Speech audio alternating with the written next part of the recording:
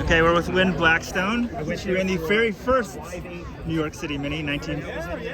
Not only did I run the first Crazylegs mini marathon, it was also the first race that I ever ran. Really? It was my first race, and here it is 50 years later, and I'm going to do it again. Okay, that's nuts. Yes, it is. How did you pick that race? Like, how did this all come about? Because my husband was a runner. He was not my husband then. We were married in September. But that's how I got into running, and the race was there, and I ran. The running environment was so different back then, right? Oh, it was. Oh, listen, it was. Let me tell you. So I started running because after I graduated from college in '62, I was very active in sports and everything. But then, you come to work, and there wasn't Title IX. There wasn't a lot out there for women, and I was getting very much out of shape. And I happened to notice my husband. We happened to live in the same building. He was not my husband then. And it was the middle of winter, and he would come in from a run and be really happy. And I thought, oh, there must be something there. And that's how I started running. And from there, so you go up to the reservoir and run. It was at a time when you knew everyone who was running on the reservoir. You knew them by name. You knew them by name. That doesn't happen today. It was a really wonderful time. So we met Fred, and this also led to the founding of the Central Park Track Club, which my husband was the founder of. Oh, wow. I love Central Park Track Club. I mean, this is crazy. So, the numbers were much less, and then and then women, there were no races pretty much for women, right?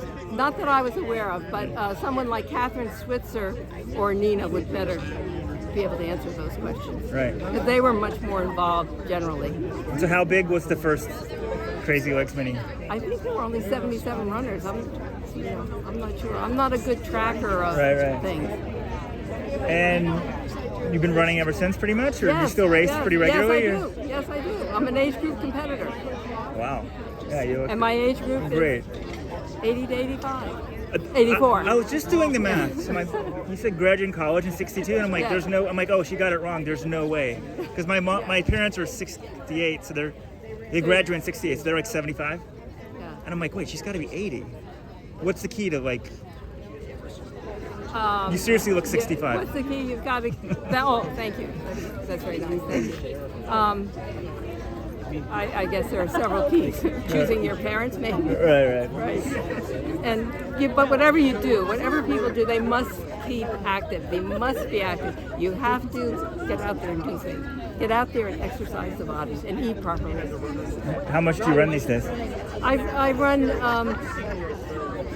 mile-wise. Or how many days a week? How many days? 3 or 4 days a week. Maybe more like 3 days a week. I've gotten into doing the Central Park Track Club track workouts. Wow. Great fun. How fast do you run these days? Oh, I'm slow. My goal for tomorrow would be to run as close to 11 minutes a mile as I can. If I were to go below 11 minutes a mile, I'd be really happy. For 80, that's great. That's amazing. Well, good luck, and thank you for paving the way for all these people. I mean, when you look back, Title IX and everything, all the opportunities for women in sport, what do you think What would I have done? No, what do you think of just how things are today? I think it's fantastic, and young girls, young women, all women should take advantage. Get out there and do it. Try the sports. And it seems to me that most sports offer opportunity even for older women to get involved, to start if you want to. Do it. It's such fun and such community. Yeah, my aunt's 78. I'm like, she's like, oh, I can't get. I'm like, you need to start walking. Yes, you need to walk more. Yeah. She's like 16 blocks or 12. I'm like 16. Yeah. So that's good. well, thank you. It's a very cool story.